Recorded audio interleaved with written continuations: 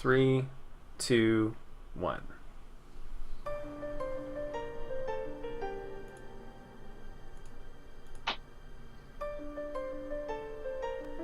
Welcome, students, to Monk Meditation, the show about monks in the world of Warcraft. Some abilities are on the chopping block, the devs are talking healing, racial traits are reworked, and you get a 90, you get a 90, and you get a 90. This is Monk Meditation, episode 17.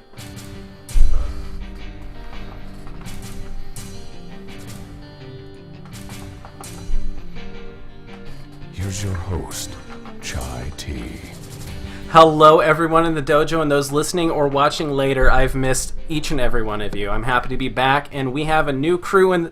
We don't have a new crew. We have the regular crew back in the hot seats. Let's go to them right now. I'm going to start with the menacing, mist-weaving master of mayhem, now Yuki. How you doing, man?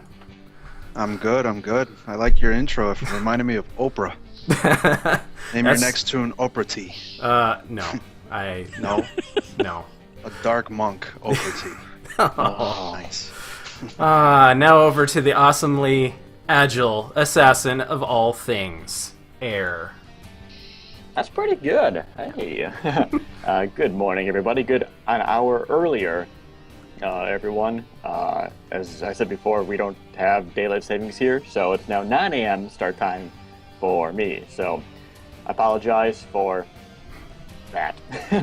But good to see everyone again. Good to see everyone. All right, going next to the tremendous tanking terror of tenacity, Captain Crunch. Hello, everyone. I don't really have anything new to say, so I'm just going to stick with hello. Okay. All right, and last but not least, the death-defying deliberate destroyer of the Dark Shamans, Daikatsu. Hey, guys, did you hear I tanked?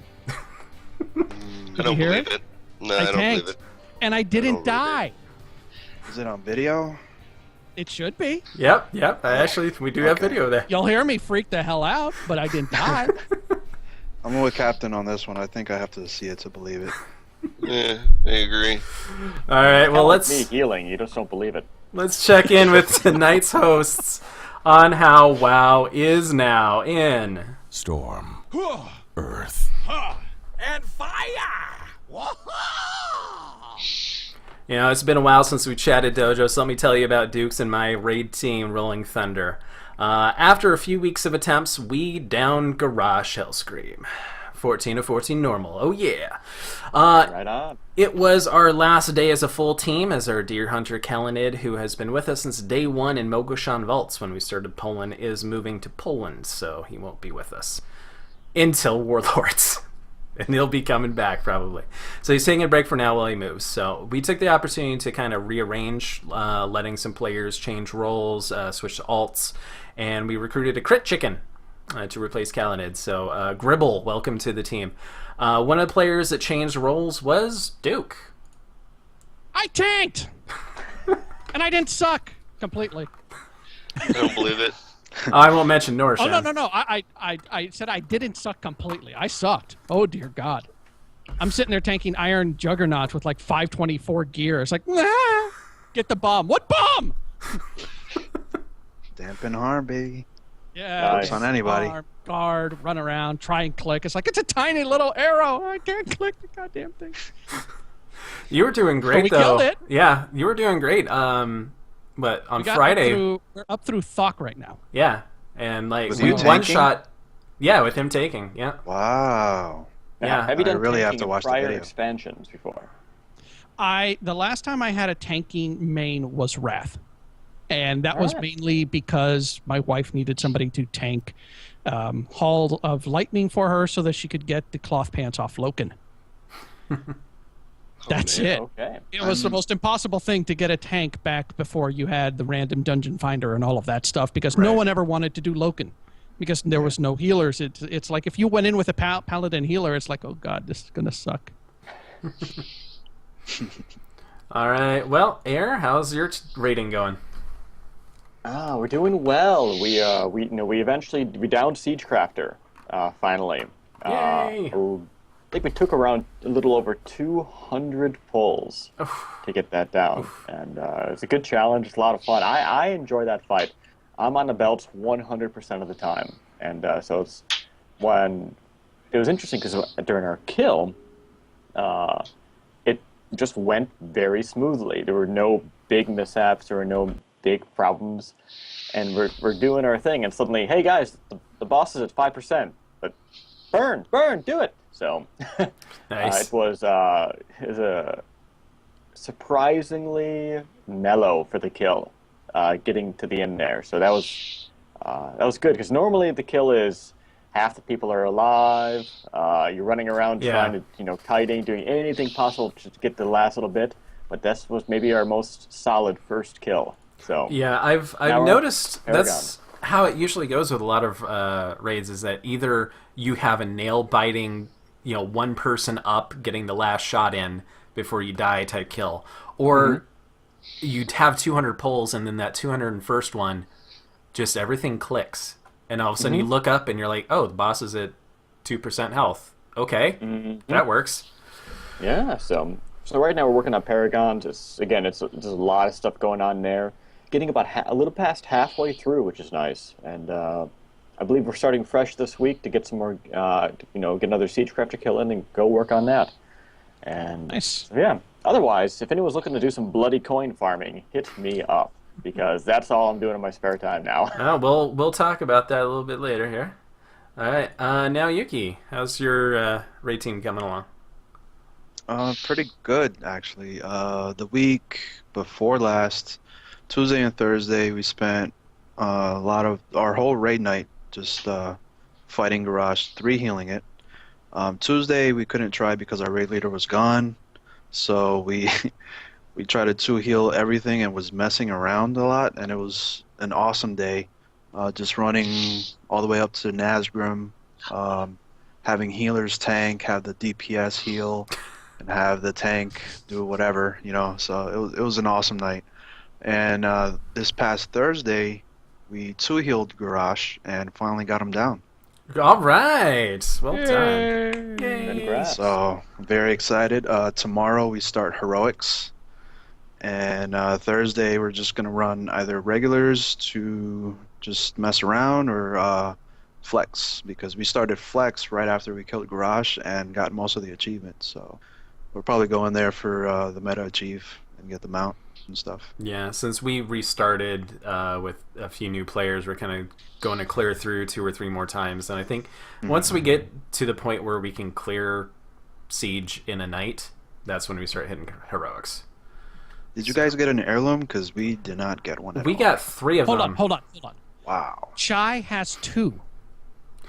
I got one in Flex. That's some bitch got one in Flex, and he got the Mistweaver heirloom in Flex. Yeah. And then he goes over in normal. We kill it on normal, and what does we get? Staff. Yeah, I had That's exactly what happened to me, actually. I got a Flex Mace and the Flex staff, or the normal staff. Because like when I went in there in Flex, A, you don't think you're gonna get an heirloom ever, and B, I don't need anything off of him for Windwalker stuff.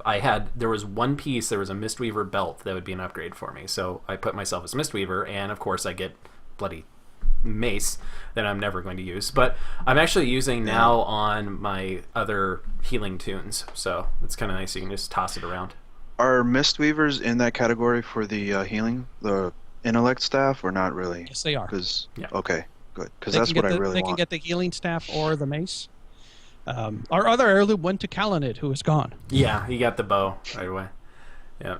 No. So we'll go kill him a few more times. So, all right, and Captain, how's your raid going along? Same thing as always. Cleared everything by Monday or Tuesday or Wednesday. I don't know. We usually we do full clears within 3 to 4 hours. Full clear heroics. That's heroic. Wow. Wow.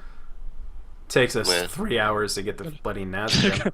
Normal. I'm gonna go hide now. Yeah. Yeah, we do that, and then I don't know. I get to do whatever I want for the rest of the week. So I'm pretty Alright, guys, excited about see you on that. Yeah. Yeah, Take pretty 2 much. hours to down You Garage. gotta go pet battle. So. No, Titanfall. That's this week. That's tonight, All right, well, now that we're done with our news, let's talk about the insane, crazy whirlwind of news, which is actually, I'm not being sarcastic this time, in Dizzying haze. Okay, so the news for monks was there was a hot fix that went in. Zen Pilgrimage Return, no longer automatically removed from monks that leave the Peak of Serenity. So It does move, though. If you try to fly, like, to the other side of the continent, it falls It does off go about away. halfway. Oh, good. I tried to figure out if I could use it as, like, another hearth, but no. You fly, like, 400 or 500 yards away, it falls off. Like, damn it. Hey. But someone had to try, right? Captain, your mic is clipping a little bit. If you could back that off a little bit. Thank you, sir.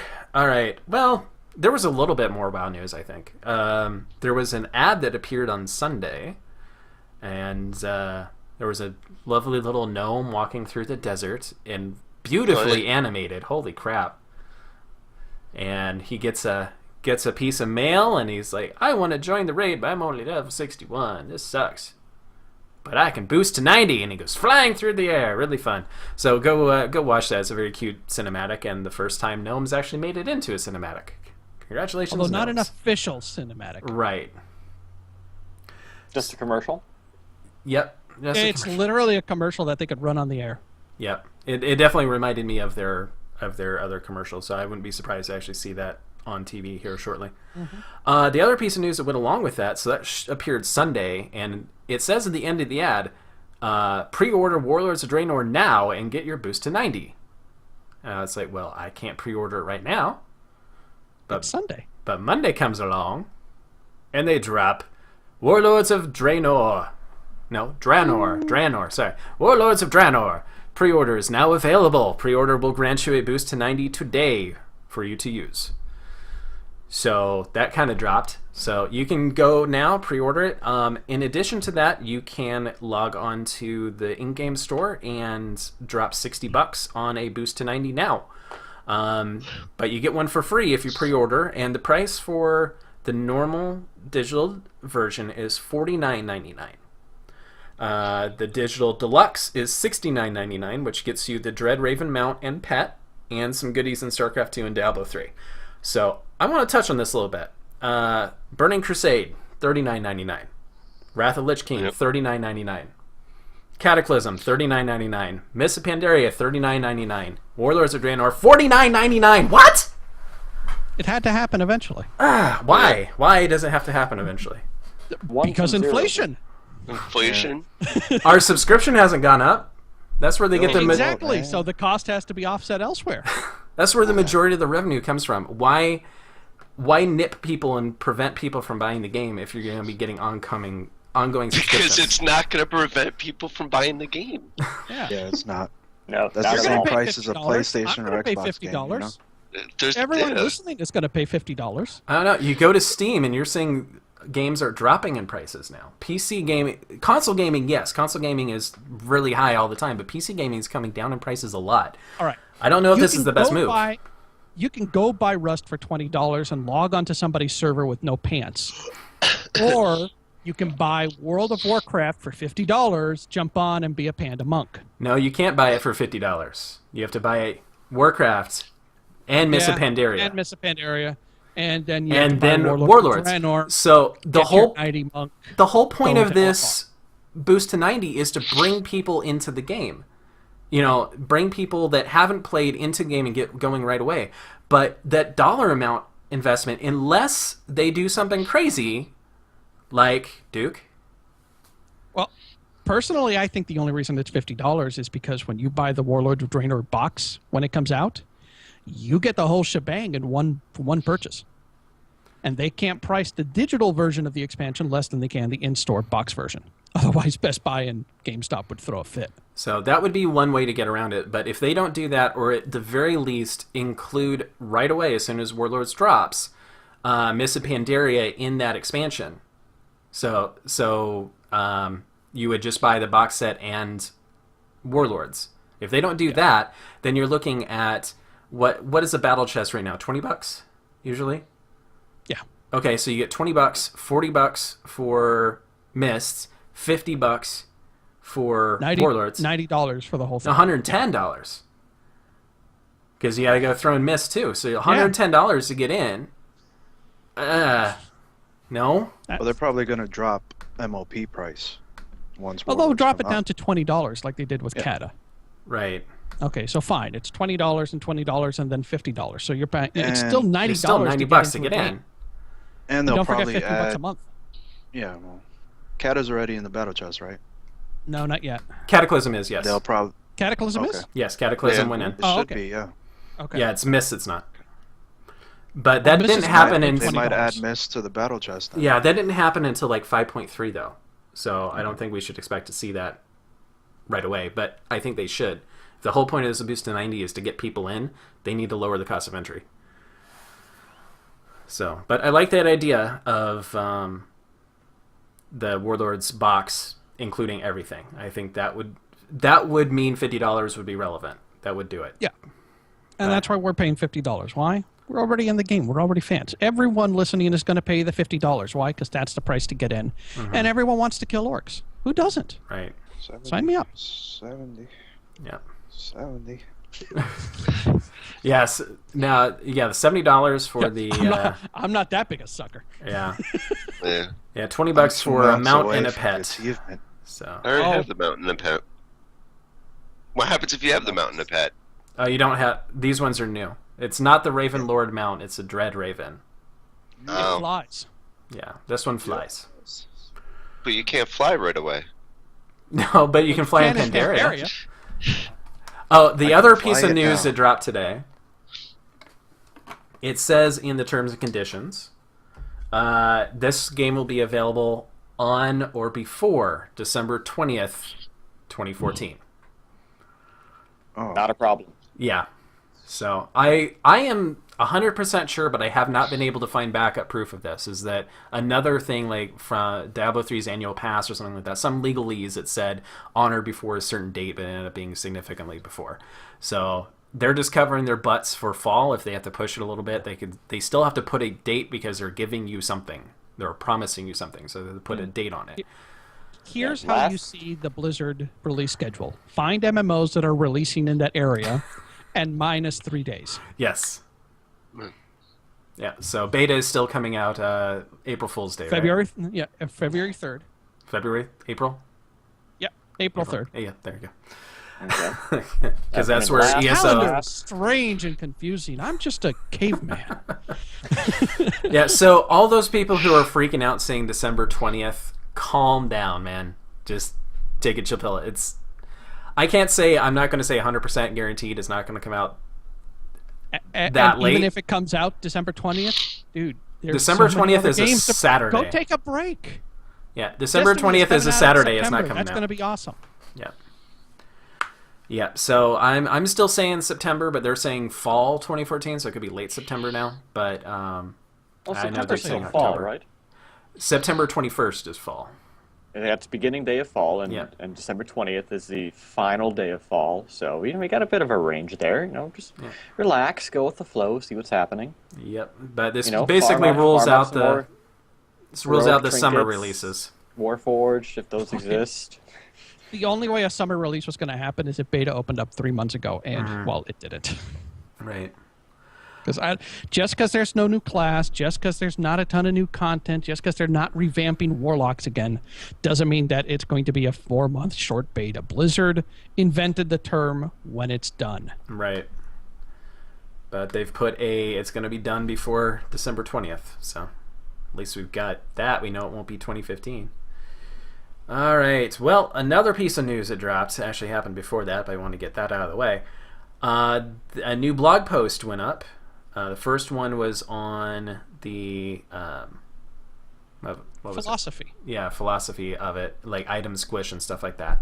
So now they've moved on to healing. So I'm gonna have at it. So, healing is going to change quite a bit.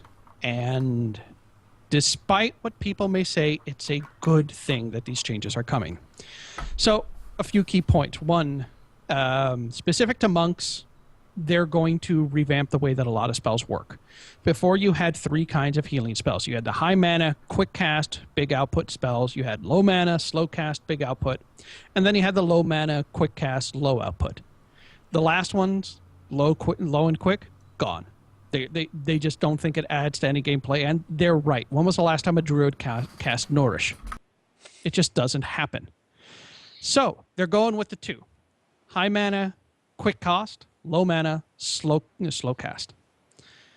Either way, you're going to get a big output, and that's the thing that they want to stress. Healing itself isn't going to change as much, except in the fact that you're going to have to make better decisions, which is something monks desperately need, because right now our rotation is essentially, I push this button to build chi, I push this button to send chi, and I do it all over again. So, Soothing Mist and Renewing Mist are going to be the low mana, slow cast, big output spells. Surging Mist and Spinning Crane Kick are going to be the high mana, quick cast, big output spells. And they're going to make Smart Heals dumb. They're now, instead of looking for the most injured nearby person, they're going to look for a random injured person and say, you're it. Which means that Smart Heals are going to be a lot less efficient than a direct heal.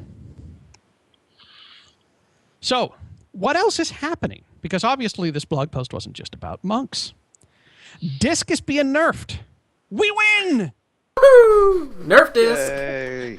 Affinity must be going crazy right now. Yeah. Absorbs across the board are going to be toned down in power because they're so efficient.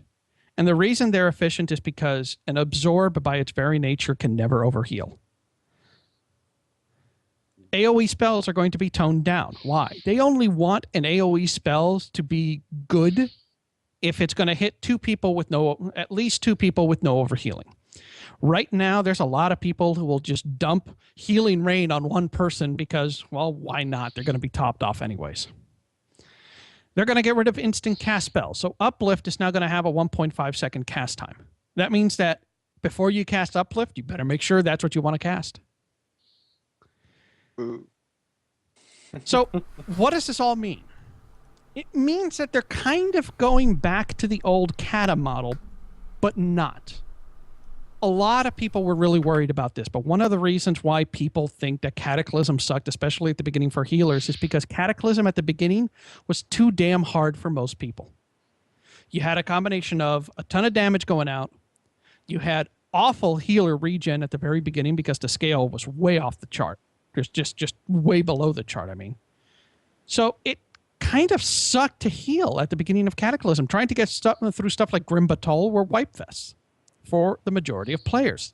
They know this. They have this data. The two that Ghostcrawler liked to talk about a lot was Stonecore and Grim Batol, saying that the failure rates were like obscene. And they know this data. They see it. It may not have been bad for you, but if you're listening to this podcast, you're a special snowflake, and we thank you for it.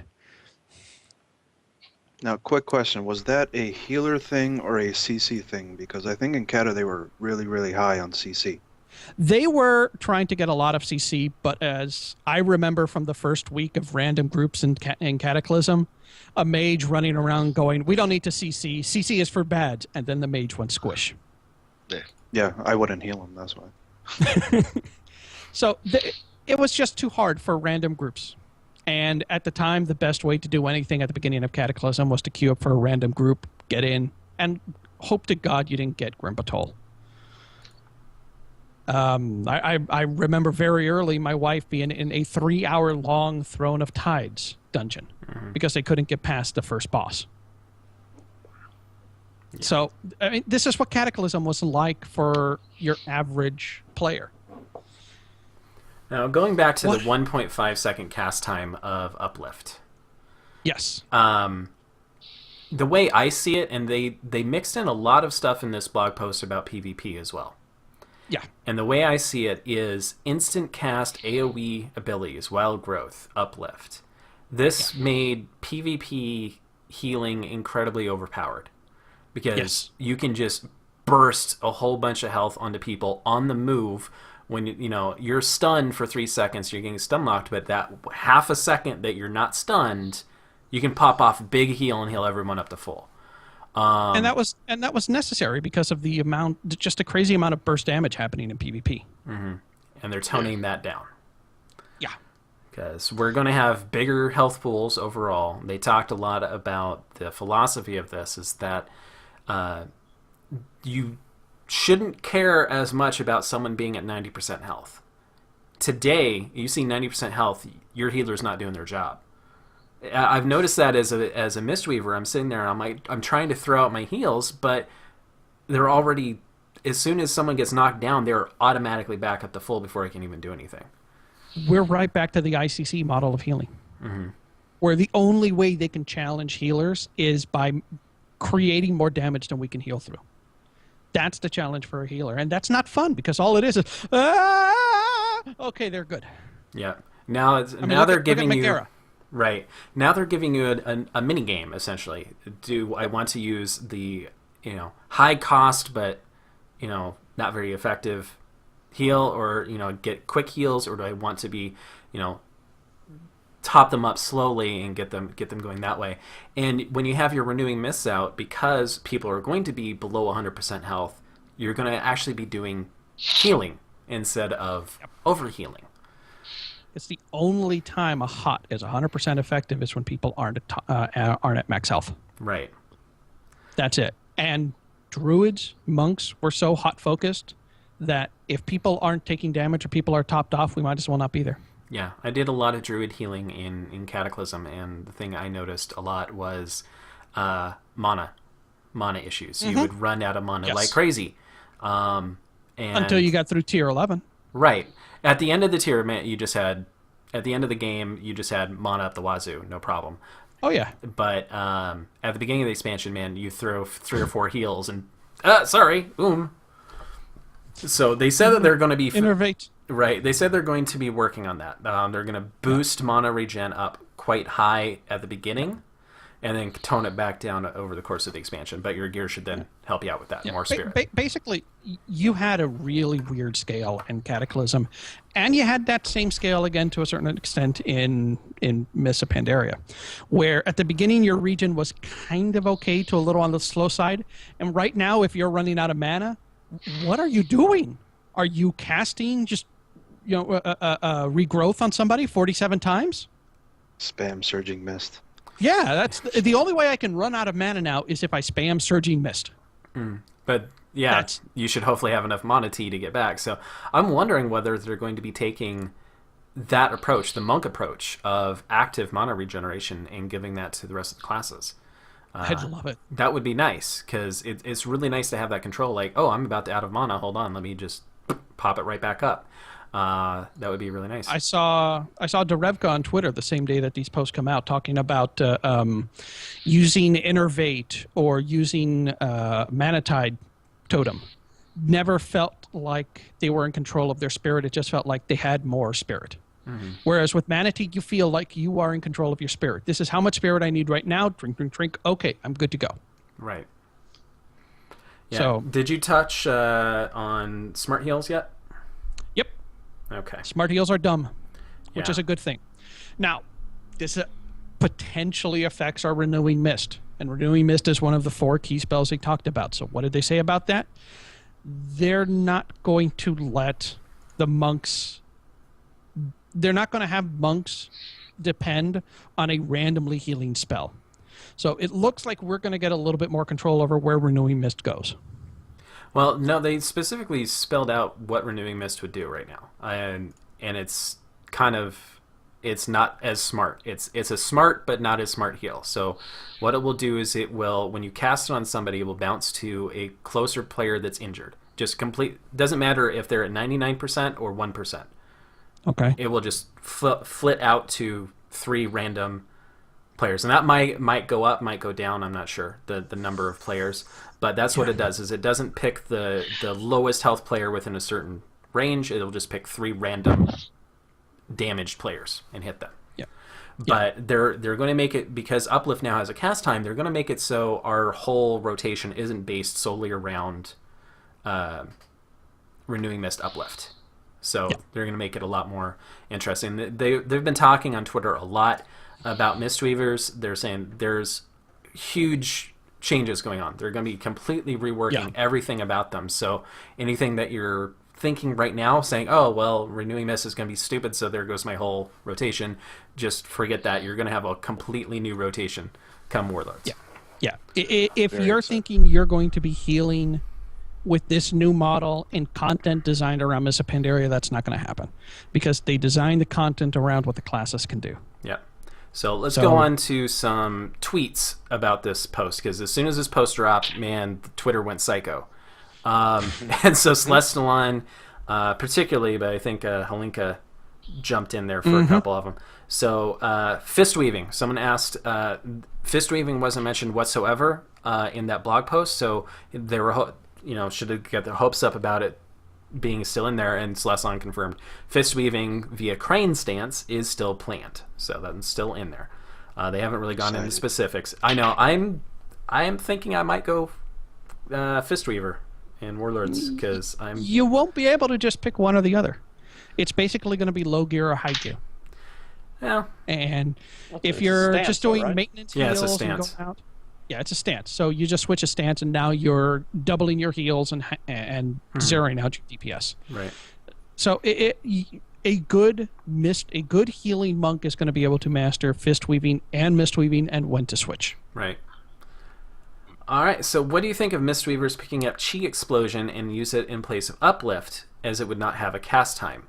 And Celestalon says that for healing it will have a cast time. So that's one of the interesting things they also did, is for the same abilities, they mentioned, was it Divine Star for priests? Shadow has Divine Star, or is it Halo? It's one of those. Shadow has the same spell as Holy and Disc, but for Shadow it's instant cast. For the other two, it's 1.5 second cast time. So any healer, basically they want to prevent the mobility, make you think about casting it before you cast it.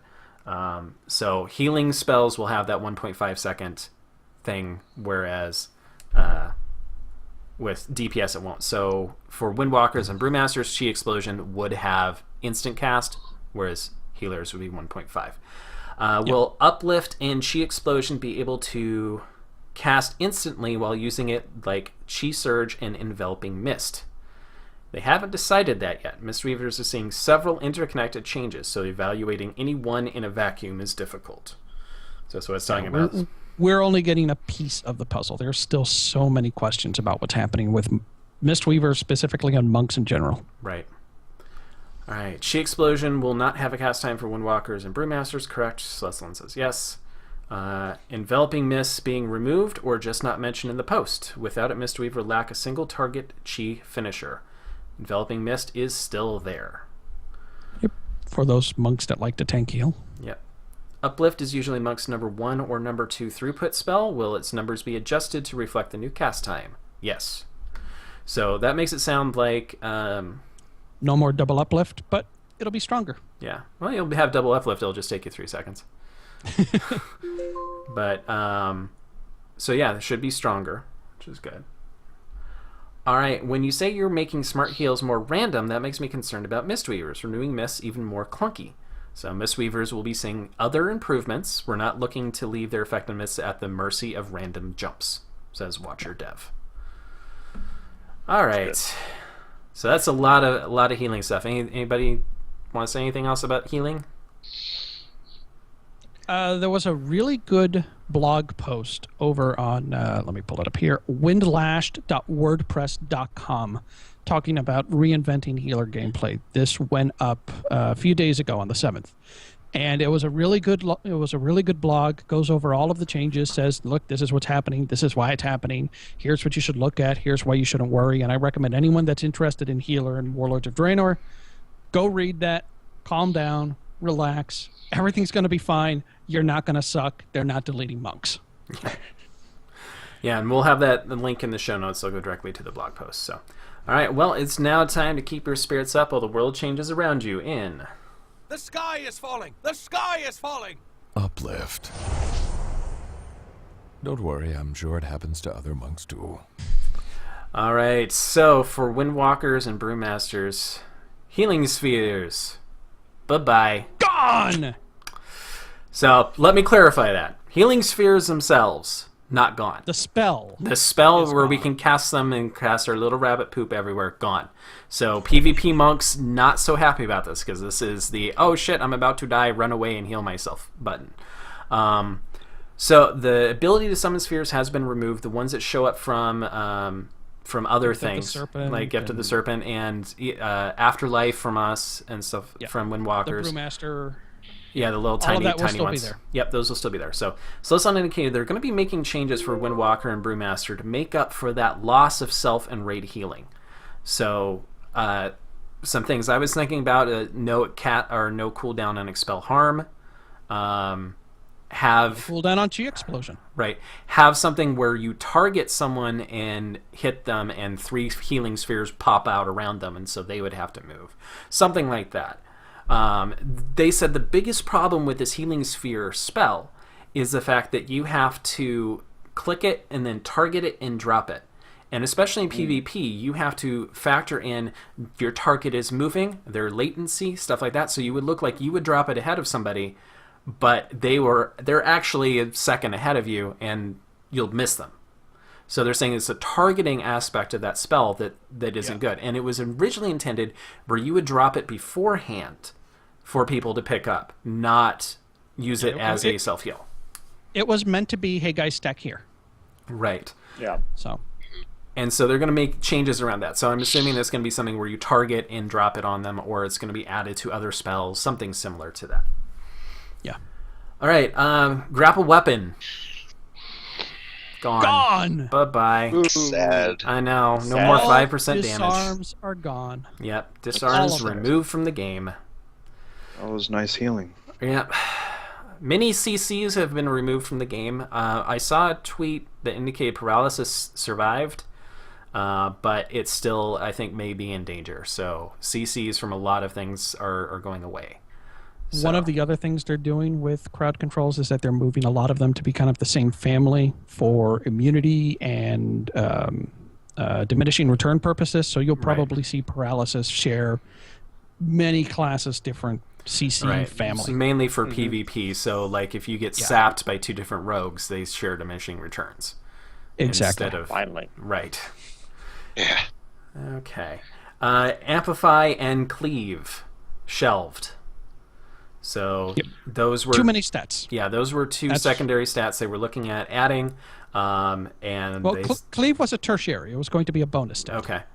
But those were 2 stats that they said were going to be on there. They're putting those aside.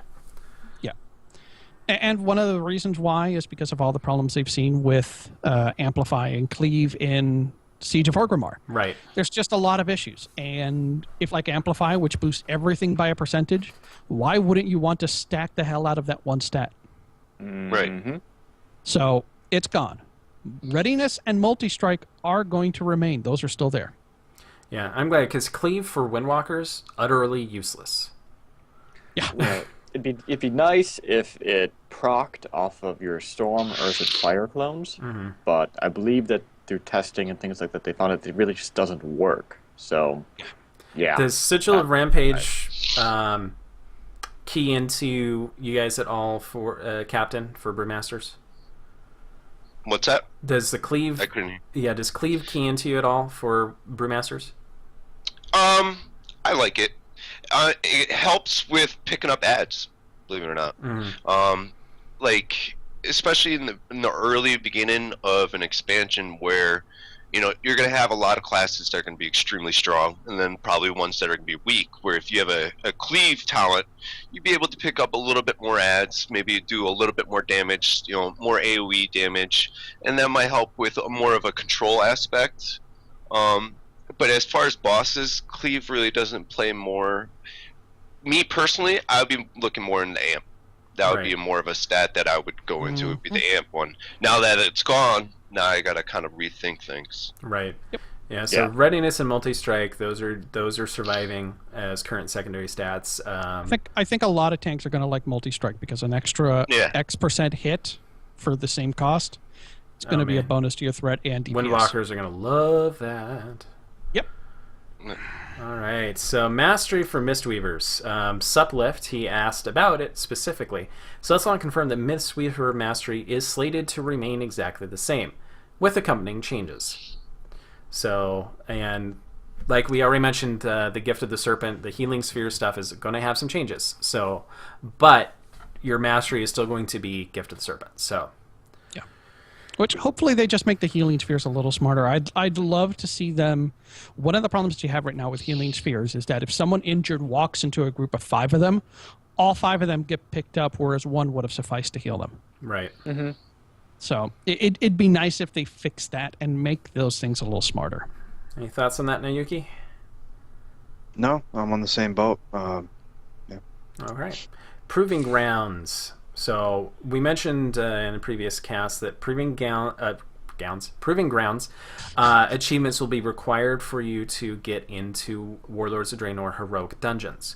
So some people were questioning on whether you could do your Proving Grounds now, get your silver now, and have that count. No. Nope. So they're going to be rebalancing and retuning Proving Grounds for Warlords. And so you will actually have to go and get your silver again before queuing up for heroic dungeons.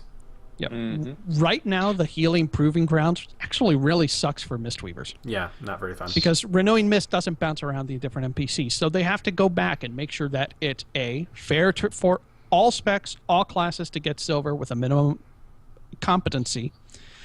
And they need to make sure that it actually serves a purpose. I just did silver. Yeah, I was good at it's like, hey, I got silver, I'm competent. No, I just did silver in Windwalker. Yeah. I just said screw it. Just do it that way. Don't have to worry about Renewing Mist. Yeah. So there was a conversation about naming conventions for spells, and some jokes about the number of chi spells that we have. Chi Explosion, Chi Wave, Chi Burst, Chi, just et cetera, et cetera. I'm more worried about all the mist spells we have. Right, lots of missed ones. So Celestion tweeted, he teased us a little bit. He said that one of the Chi talents has already been cut. So I thought it was Chi Explosion, but we'll get into that later. Apparently not. Chi Torpedo, I think, is on the chopping block. Yeah. So Chi what? Chi Torpedo, Torpedo? your favorite spell ever. Not confirmed I yet. would not be surprised if they just roll Chi Torpedo into roll. Right. Yeah, I agree, because I think that's only a Mistweaver mystery. Superman anymore, which is kind of fun to do. But when you roll by people, you just heal them because, well, why not? Monks are kind like that. Yep. Yeah. I did see on Twitter that it is true that Chi Torpedo was mostly a talent that Mistweavers chose, not really Brewmasters or Windwalkers, because you guys would either choose Zuyan or Rushing Jade Wind. Yep. Yeah. So I've never Chi Torpedo selected was Chi very- Torpedoes in Windwalker. Yeah. So they might as well just make it part of, hey, you're a Mistweaver, roll heals people when you pass by them. Yeah. Because, I mean, Done. Chi That would Torpedo be nice. is kind of... It would fill the niche of AoE, but Rushing Jade Wind already fills that. So... The other part of Chi Torpedo is that if you take Chi Torpedo and you don't take Celerity, you're a moron. Right. You have to Because who combine those two. doesn't want to have a heal every 12 seconds that doesn't cost you anything? 3 times. Yeah. Yep. All right. Do you consider boss spinning mob ball movement to grab Gift of Ox legit concern or just intended part of mastering the Brewmaster spec? And Celeste, I love this exchange on Twitter. right. Celestion says it's an intended part of mastering the spec. Well, the penalty for a Brewmaster moving to grab orbs is inflicted by melee or raid rather than Brewmaster. No. No, it's not. If you're a Brewmaster and you're moving the boss or cleaving the raid or melee, you're moving more than you need to be. Says Celestial. I love Very this true. idea of Brewmasters just, hold on, guys, I'm going to get him dizzy.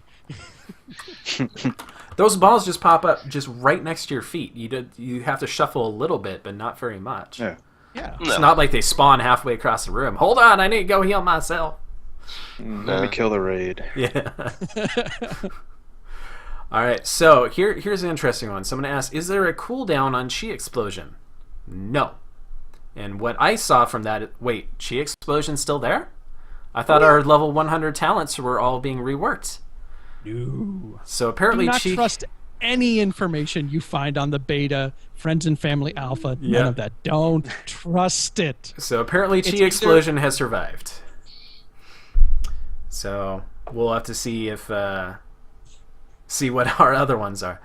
So continuing on with Chi Explosion. So as a reminder for those who haven't looked into it for a while, Chi Explosion allows you to, depending on how much Chi you have, to do a different effect depending on your spec.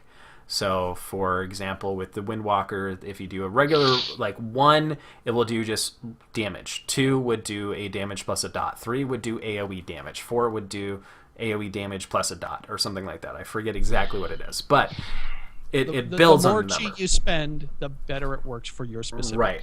So someone asked if it replaces Blackout Kick. And Purify still has a purpose, but Blackout Kick seems redundant with Chi Explosion.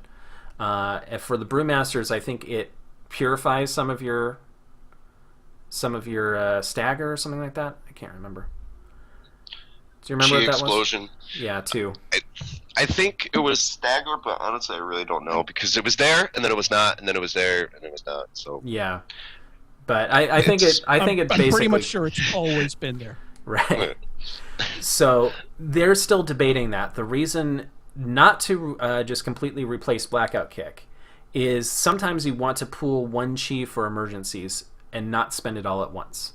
So you want to spend 1 chi for your Chi Explosion, but you want to, if you have 3, you want to use Blackout Kick instead of Chi Explosion for whatever reason. So they still want to give you the option, but it's possible they might just replace Blackout Kick with Chi Explosion.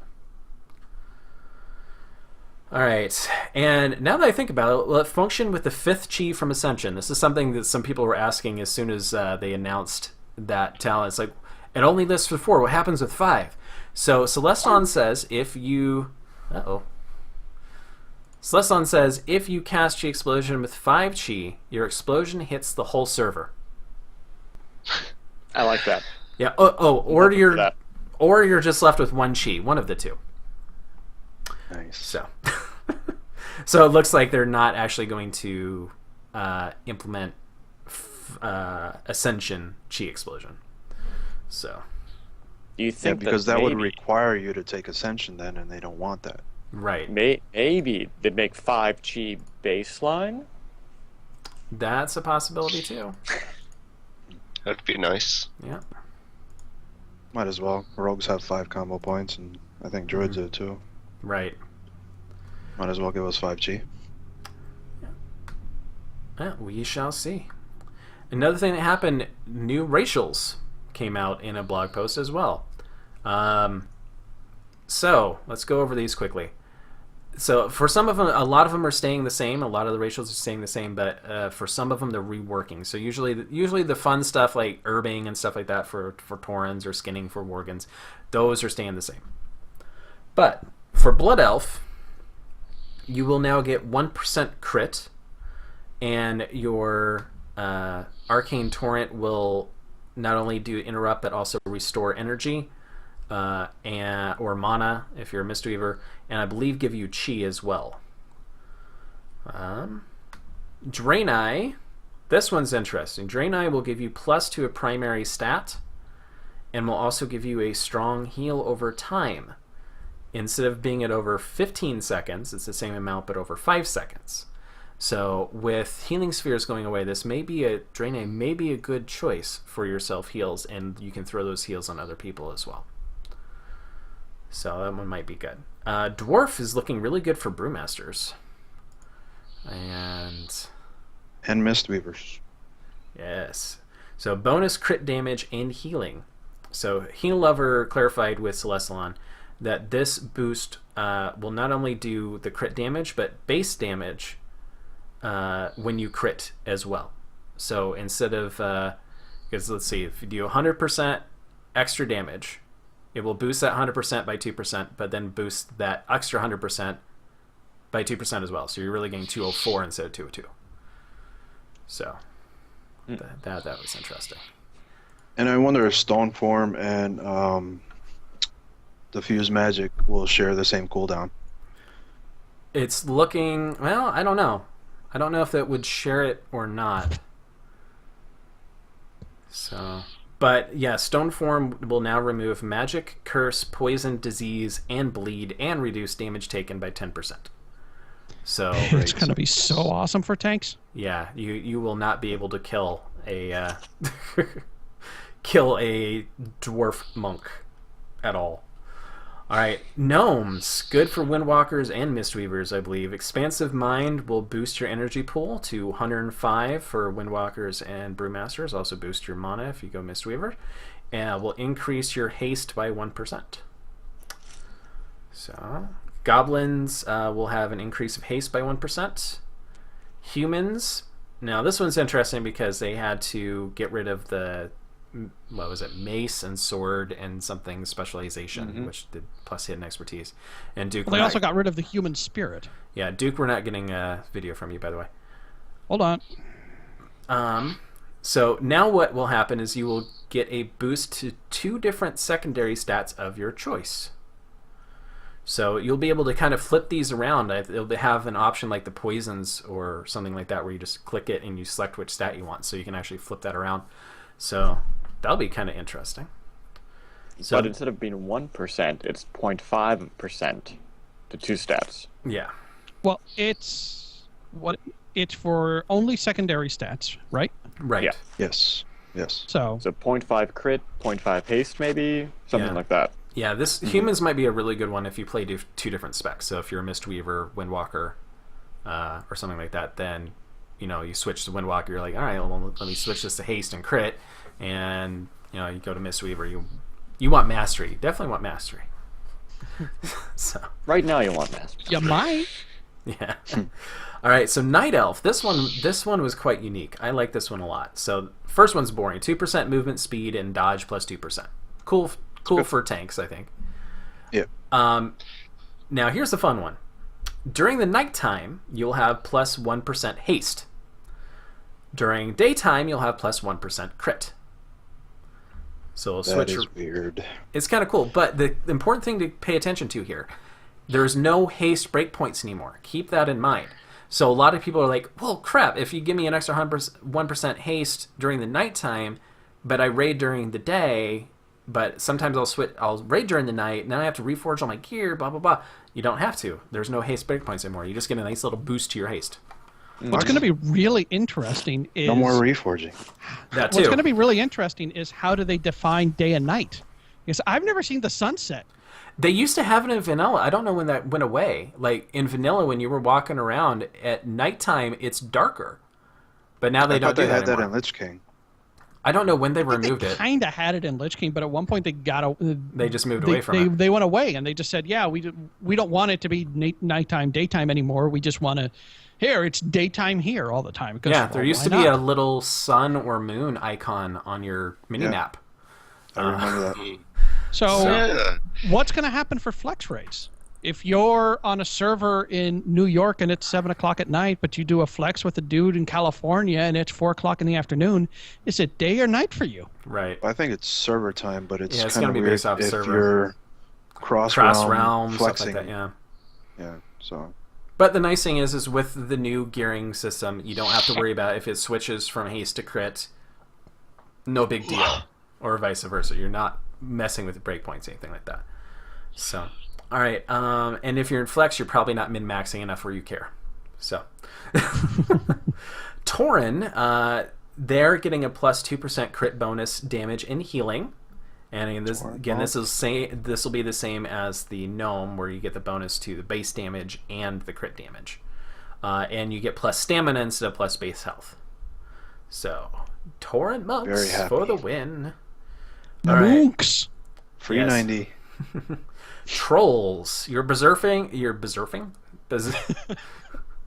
Your You'll be berserking. surfing, mon. Yeah. Your berserking has been nerfed to 15% haste, down from what was it, 20 or 30? 20. 20. Yeah, down from 20. 20. Yeah, so beast slaying will now give an XP boost to 20% when killing beasts instead of extra damage. So, just go out there and farm beasts for XP, I guess. I saw so many people complaining about that, saying that it was going to be harder to get a server first if you don't have that. And then what do? They got rid of server first. All right, bad. so a lot of racial changes there. That's not all of them by any chance. Feel free to look in on that blog post, and we'll have that link on the show notes. Anyone thinking about Yeah, I was about to- race changing? Michael's Yes. a dwarf. Dwarf would be I might, interesting. I might go Dwarf or dwarf as well. I say if you're a Mistweaver, gnome looks really nice because that Mm-hmm. extra mana will be handy. Yeah, and the haste too. Haste Yeah. is nice. I think Haste I'm is gonna always wait be nice. to see how the gameplay is in Warlords, or Mhm. maybe beta test it before I do a transfer. Yeah. If not, I'll probably stay Panda. The food The buff food is buff, yeah. it's not actually that bad. So Yeah, food buffs It's are just- staying. Yeah, Pandaren and Worgen racials haven't changed at all. So Yeah. and no word on orcs, because I was thinking about making a female monk orc. Didn't they? They did talk about orcs. I must have Axe missed specialization is gone, yeah. and hardiness reduces the duration of a stun by 10% down from 15%. So nothing to do with Mistweavers. No. No. No. Okay. Stay in the Torn. So, Mr. Gnome, are you still happy with your choice? You know, I think it's going to come down because right now all the racials they've done enough to kind of bring them all in line. Depending on whatever you are, it's going to be a small boost somewhere, and I think in the end of things, it's going to work out to be roughly the same increase statistically. So it's all about the flavor things, being able to remove yourself from disease, like the dwarf, being able to get out of stun free thing for gnomes, Draenei with the heal, Shadow Form with Night Elves. Statistically they're the same. It's just little flavor things that'll be fun. So being a gnome's cool. I dig it. All right. We will see how the animations play out, and especially with looking at Draenei. Yes. That's going to be the big test, I think. I think everyone's waiting for Draenei. The other one everyone seems to be waiting for is Troll. Yeah. After seeing I'm waiting for Vol'jin's Draenei model. the most. Yeah. Draenei I'm looking forward to. Worgen, I want to see an updated Worgen too. I want them to get rid of that sneer on the female Worgen so bad. Yep. Mm-hmm. All right. Well, I think we're going to skip Fist of Fury for this week. We're running a little bit long, and we have plenty of time to tell you how to tackle spoils. So, all right. Well, students. December! Now, students, it's time to meditate and expand our knowledge in Transcendence. Okay, today's topic, transmog. Yay. How to So, look good while kicking ass. exactly. So, we're going to talk about some resources you can use to build up a transmog set, and some of them in-game, some of them websites, and help you find an awesome outfit for your monk. So, we'll just start with, I know, Air, you do a ton of transmog. So, Yep. what resources do you use?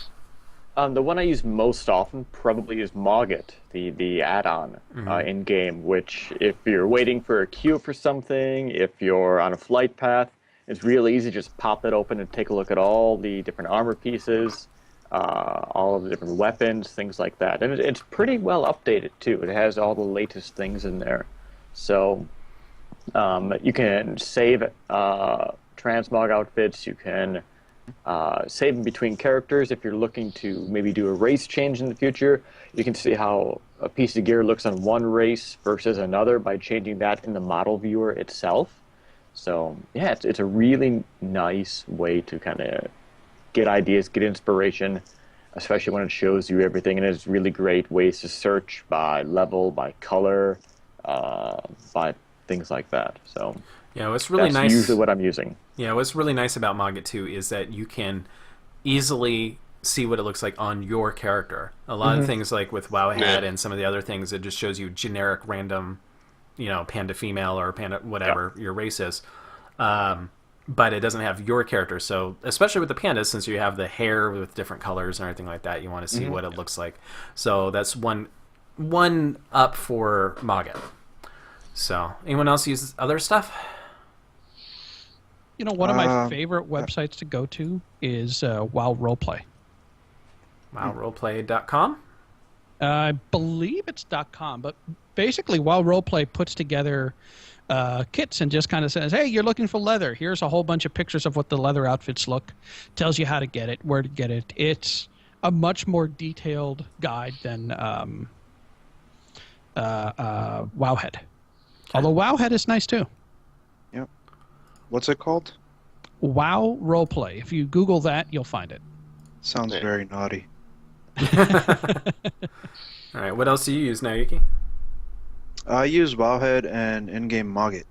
Mostly Mogget, but if I can't really tell where the pieces are from, it tells you where it's from, but if you want to direct detail, I usually go to Wowhead to find out and look at sets. I like getting sets. I think I farmed the BC Assassination Rogue look-like Transmog.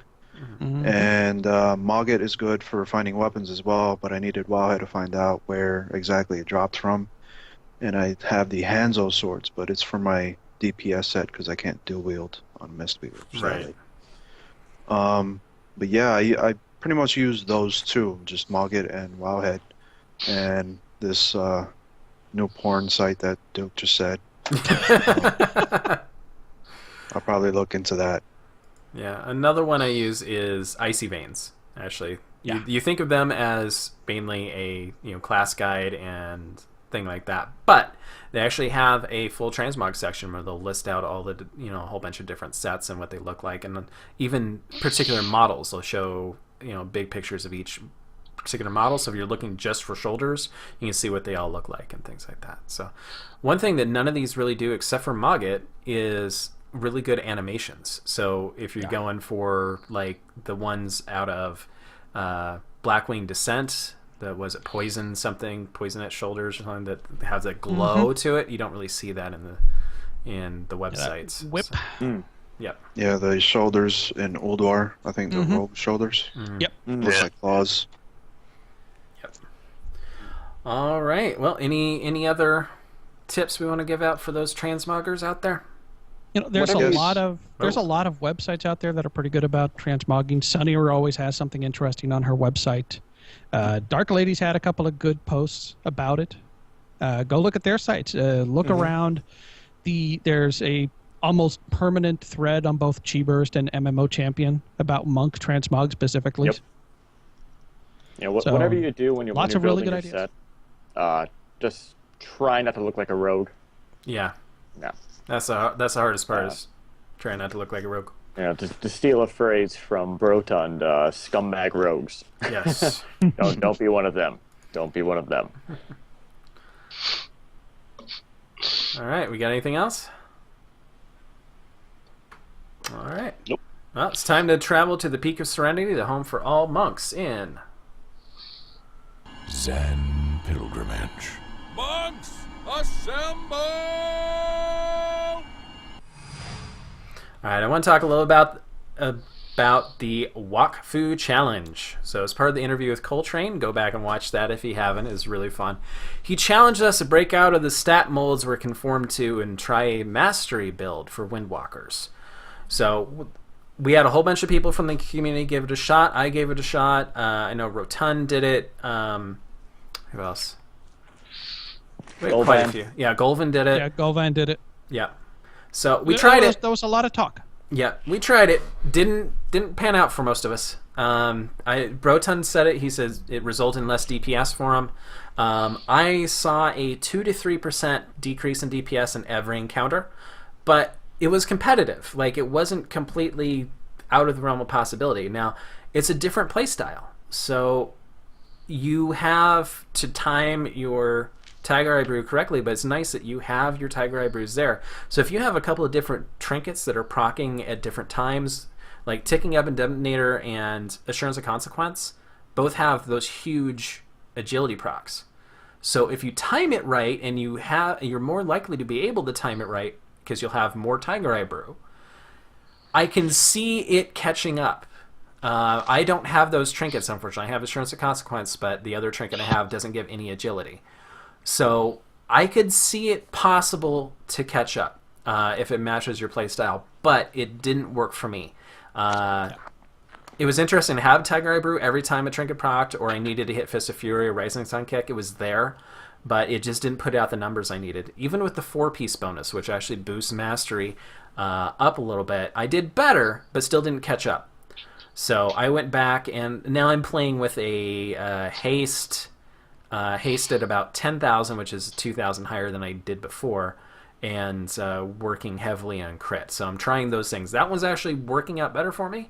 But the whole point of this exercise was to try to break out of the molds and try something different, because if you're not playing at the top peak performance level, there may be ways to eke out your DPS as you work your way and you get better skilled. I think Mastery has a chance to be more forgiving for your playstyle, but it doesn't sim better. That's the thing, is it does not sim better at all. So at your peak performance, you will not put as good of numbers, but on the way up to that peak performance, it's a possibility. Air, what do you have to say? I know you're holding your tongue right now. If you're playing in like, we know the stats, we know how they work out, we know how the sims work, we know there's a lot. The Theorycrafting has done an amazing job with trying to figure things out. We have a lot, not just theory. Going in the game, thousands of parses, logs to look through. We're able to kind of see how this performs, and if you're purposely changing things around, and it's not going to be as good, but it's good at the time, it's essentially like learning to walk with a crutch. You're going to be great with the crutch, but once you take that crutch away, gone. We need to be focusing on the proper rotation, especially going into Warlords. We need to be learning how to weave in Fists of Fury. I don't think that's necessarily fair. But I don't think, because basically what you're saying is that if you don't learn to do this the right way, you're walking on crutches. That's not really fair to anybody.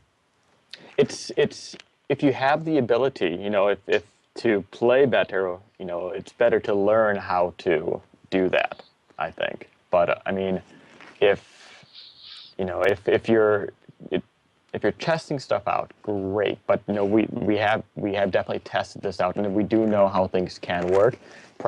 We know that now you basically have to go to ridiculous amounts of mastery to get it changed. Because even with a 90% mastery rating, you're looking at maybe 65% uptime still on a good fight. You're making a critical mistake, though. You're assuming that a person that plays with the mastery build would be as good playing with the haste build, and that's not a good assumption. Somebody might be better at the mastery play than they ever would be with the haste build. So they're better at playing in a way that doesn't work as well. That doesn't work as well for you. For you. Trickery with words. That's the whole point of the Walkthrough Challenge. We know what works for the majority of people, and if you're looking at strictly the math, yes, haste sims better, and at higher player skill levels, haste is the best way to go. If you are just kind of messing around, you do random dungeons, maybe you're on a flex team with some people, you want to try the mastery build, and you might see an improvement over haste, either because A, your gear's not supporting you, not yet, or B, it just groks with you better. I know a lot of people that play that have played Fire Mages the entire expansion because they don't really care for Arcane or Frost. If they play as Frost, they will actually suffer a DPS increase when every single sim told them that in 5.0 and 5.1 they will do better. But they understand Fire so well that it comes innately to them that it's actually a disservice to tell them, oh, you shouldn't play Fire, it sucks. That's a different spec that we're talking about stat weights within a spec. Same thing. We're not saying this is the best. We're not saying this is optimal. We're not saying that if you're on a heroic team, you should try mastery. We're saying that if you want to try it and see how it plays for you. We've got 2 examples here of where it didn't do better. We've got one really loud example on the Convert to Raid podcast that says it did. Which is changed back, I think, right? Looking at current stat weights on gear. What do you mean? Actually, I haven't listened to the latest episode, so I gotta check that out. But looking at, if you look at armories, haste is now the way back. Going back to haste is the way to go. Yeah, I don't know if he's gone back to haste or not, because he's gotten heroic gear and stuff like that. He hasn't really been talking about it on the podcast. So, but it's still good for us to get out of our normal set, play it, try something different, because I saw a 2 to 3% decrease in DPS. 2 to 3% is definitely within margin of error. If I played with it for a while, if I played with it for 2 or 3 weeks, I could probably bring it up to where I was. Now, is it going to be the best? And I see what you're saying, Air, is that if it sims out to be the best for haste, and I build my build that way, I'm building my muscle memory to get up there, and I'm going to progress, and I have more room for improvement. I see what you're saying there. And I also see what Duke is saying, is that if that's not something you care about, and you can still put out good numbers if you get used to a different method, and if you like that play style better. That's the whole thing, is if it matches your play style. Now, I personally, I don't like that mastery build play style, paying attention to the Tiger Eye Brew at all times, everything like that. I prefer the haste, frenetic, smash the buttons, hit all the buttons. I like that build better. I like the play style better, but it's different. And if you're a heroic raider, and you're trying the mastery build and it works out better for you, you're doing something wrong, because you could do a lot better on the haste build. Right. But if you're just in LFR or Flex, and that's like for you something you do, get together with like 9 other buddies and drink beer at the time, try it. Yeah, see if it you're works not better. hurting anybody. Yeah. So, on a side note, and I want to go into this one a little bit more, Celestalon and Devilor got on Twitter and brought up the whole thing about that when we were in PTR of 5.4 again, about how monks, the general community gearing strategy is not what they were expecting and not what they use internally, and not getting the same numbers that they were expecting. They're saying we should focus on lowering haste, lowering the benefit of haste down, and putting in more Fist of Fury in particular, and Energizing Brew. We should be focusing more on that. And so I know that Golvin and Rotan got into a bit of a spat with Celestalon on Twitter about that. But I found it interesting, and I have had a few questions I didn't get answered, unfortunately. I asked Celestalon, but I didn't get a response. And I'd be interested to see your take on this, Captain, as you do the sim crafting for Windwalkers. So, the formulas that you get that you put into Simcraft, how much of that do you know 100% certainty that is the formula they use it in WoW? I don't know if I'll ever know. Okay. The formulas that we're using, they're just formulas we create for that craft. To say this is what they're using in the game, unless I actually work there, I'll never know. Yeah. I don't think they'll ever give us that formula. Okay, yeah, because I know in beta, in a couple of them, they actually had the formulas listed in the tooltips. And so I wasn't sure how much of that you guys had access to. So you guys are making the best guess based on logs and numerous iterations, everything like that, and what the formulas actually are. Well, individual abilities do have formulas. You can find a lot of them on Wowhead. Correct. The question is, how do you mix them up together? How do you actually simulate a player? It's just all formulas. Right. You got tons of different formulas coming together to create, one outcome. That's basically what it is. Yeah. That's pretty much all it is. It's just you got tons of different algorithms, formulas, all to get one final outcome. Right. So my question to Celestalon is, do we have the math fundamentally wrong somewhere? All it would take is for one ability to be off just enough where it would cause mastery or crit or something like that to actually scale higher than it is now. Because haste right now, I've been running Simcrafts on my gear, and like haste just friggin' off the charts. Even at like 12,000, 13,000 haste, it was saying more haste, more haste, more haste. And I know that's because it reacts with your RPPM for your cloak and your meta gem and everything like that, and that boosts up your damage. And I know my meta gem and the cloak is a ridiculous amount of my DPS, like 12-13%. So I'm just wondering, do we have our math in Simcraft and other sim things wrong somewhere? That they're seeing other stat weights because they have the actual formulas. And I didn't get an answer for that, of course. I don't think they're going to give us that answer. But they're saying that they are tracking some monks that are using their strategy, and they're performing well. He didn't say outperforming, but I would say performing at the level of these haste builds. So what do you think, Captain? What's your take on this? I'm going to say bullshit. I want to see it. Show me that they're doing better with their formulas versus what thousands of other heroic raiders are using. Show me that. Show me somewhere that says you're doing something completely different than everybody else in the heroic raiding world, and that you're doing better than we are. Show me. That's all I want to see. Just show me some kind of proof. Right. And if so, where are you getting your numbers from? And how come we don't have access to those numbers? It just, the logic's not there. Okay. That's the way I look at it. To me, I'm a numbers guy. To me, I look at something, if the numbers eat up, then, if 1,000 people say this is the way to go, but one dude says, no, this way is, I'm probably going to lean towards the 1,000 people saying this is the way to go. But if that one person has down on paper and proof that he is better, then I will look at that. But until I see that, I'm not going to believe it. Right. Yeah, I'd be really interested to see what they have to say. But unfortunately, I don't think we'll ever get that answer, because they've come back and they said, we don't want to tell the community how to play. And so they're not going to come out and say, well, this guy is doing it better and this is how you should be playing. If everyone else is doing haste build and it's putting out excellent numbers, they don't have to worry about so much about it. But it'd be interesting. I would love to see this example of this monk that's, I don't know, they haven't said what their strat's working, but if they're saying emphasize Fist of Fury and Energizing Brew, you're going to be dropping your haste back.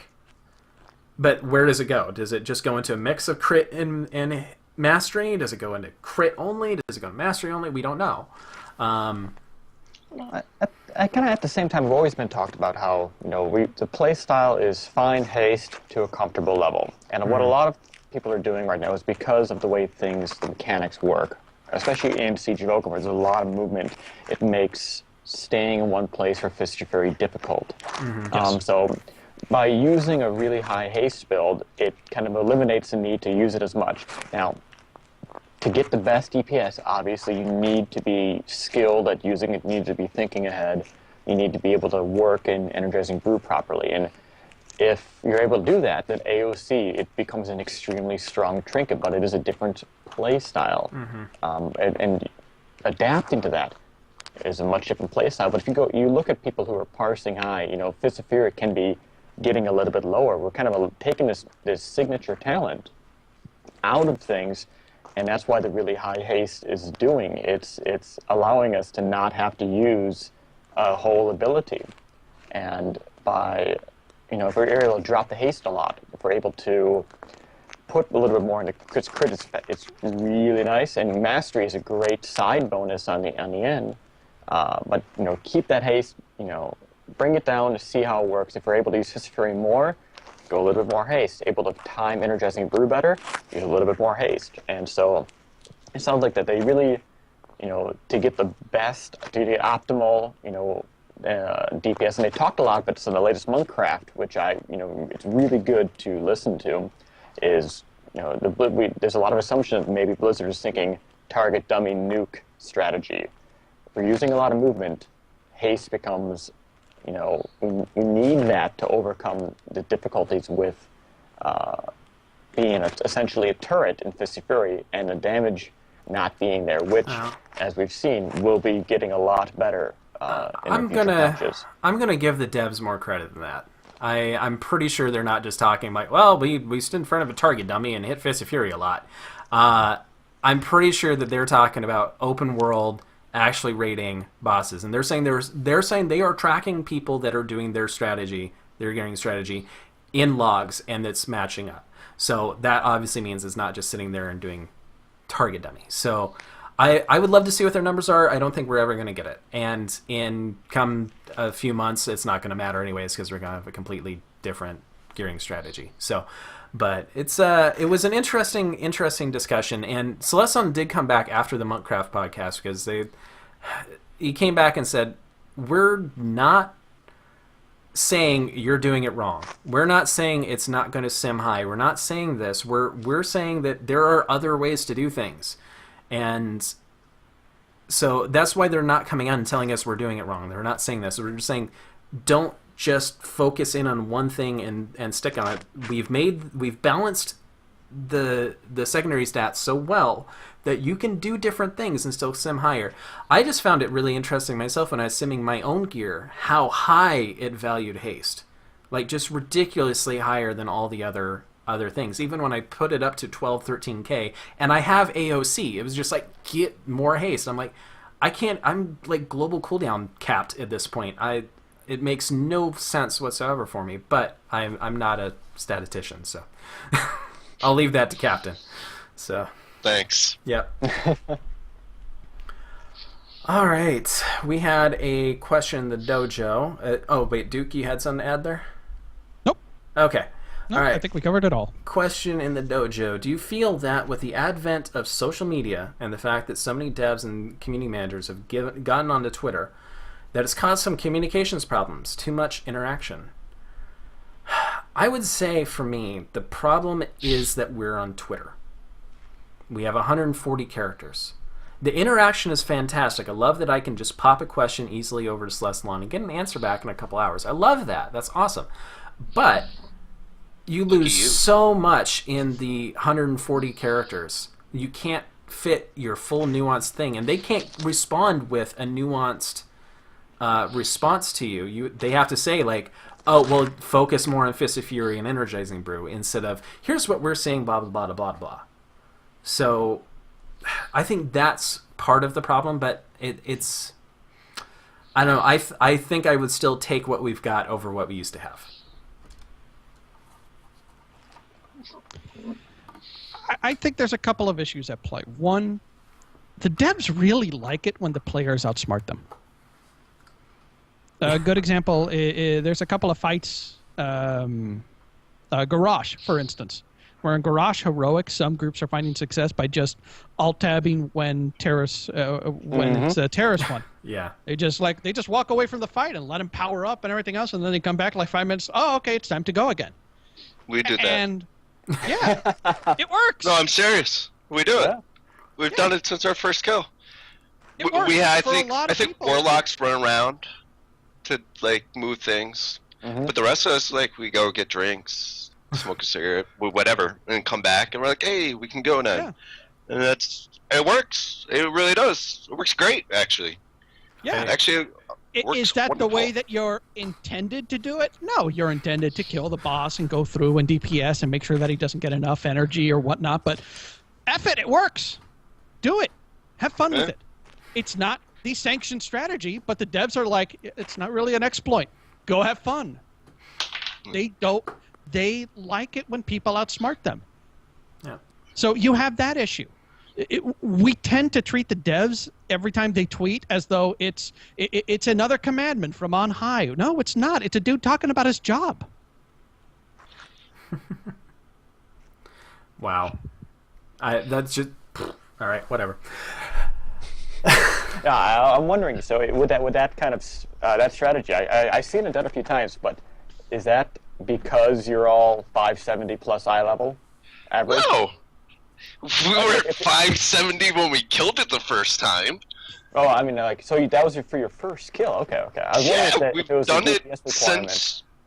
That's the only way I have ever killed that fight.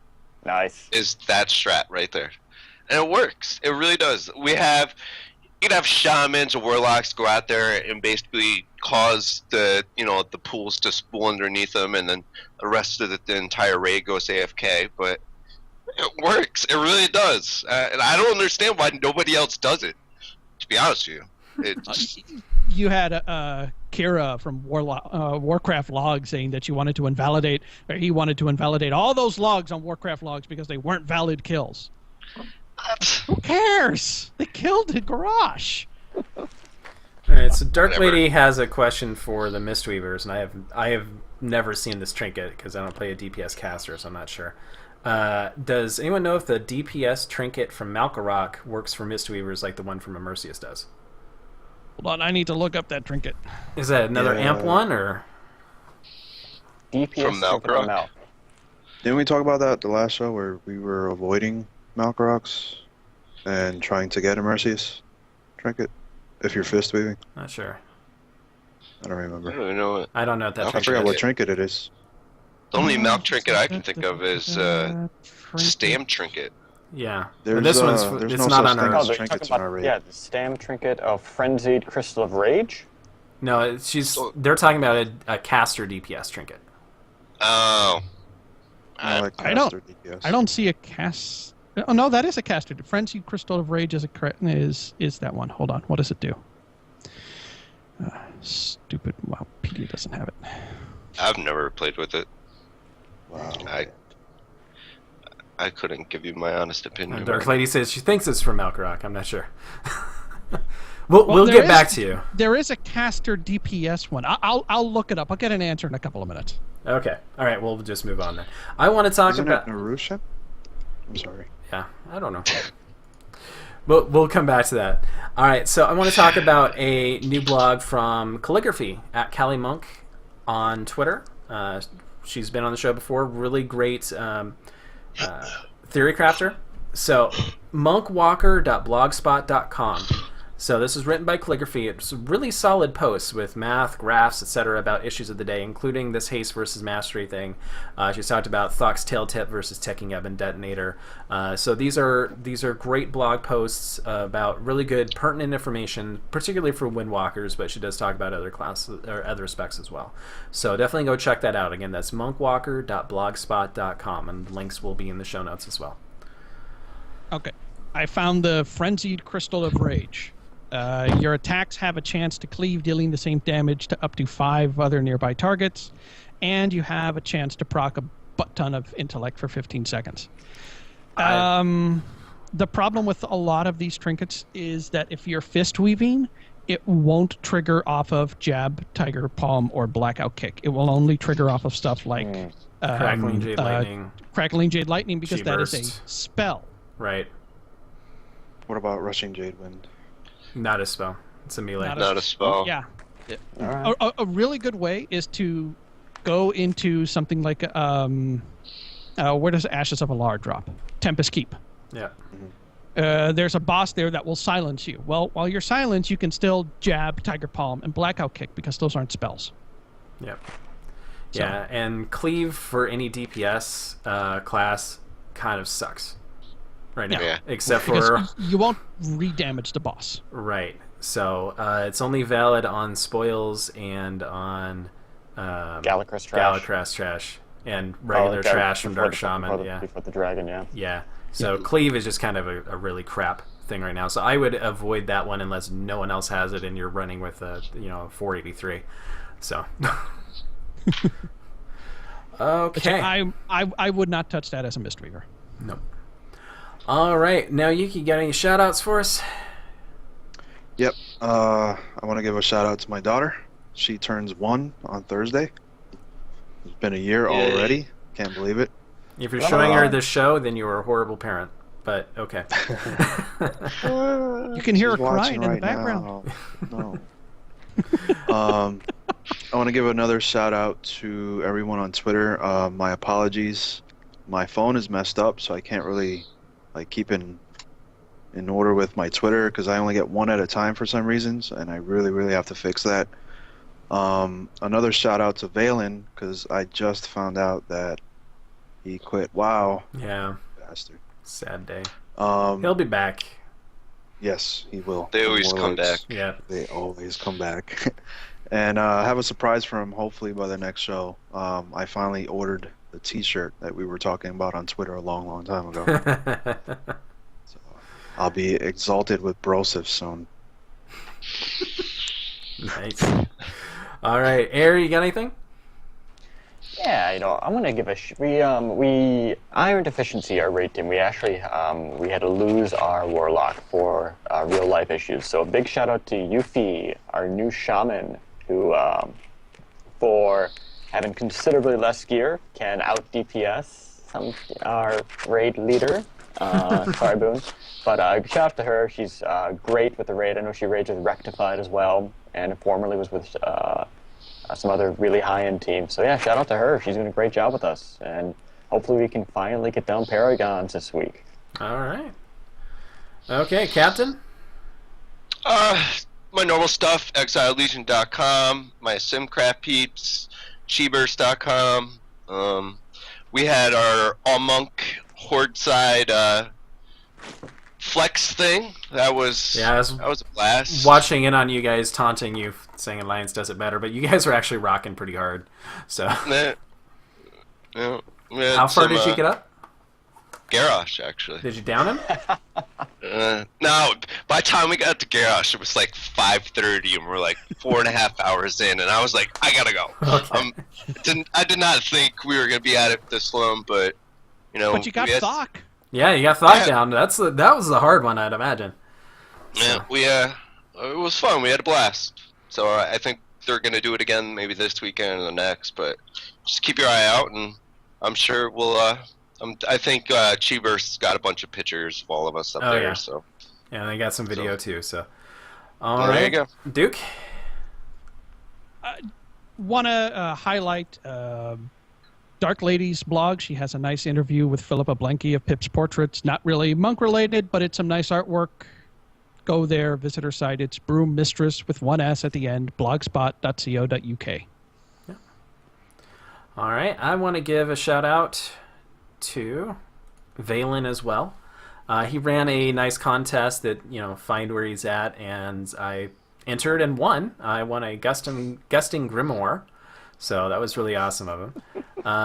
Also to Jade Dot on featuring me on the Player of the Week on Cheeburst.com. That was a fun interview to go through.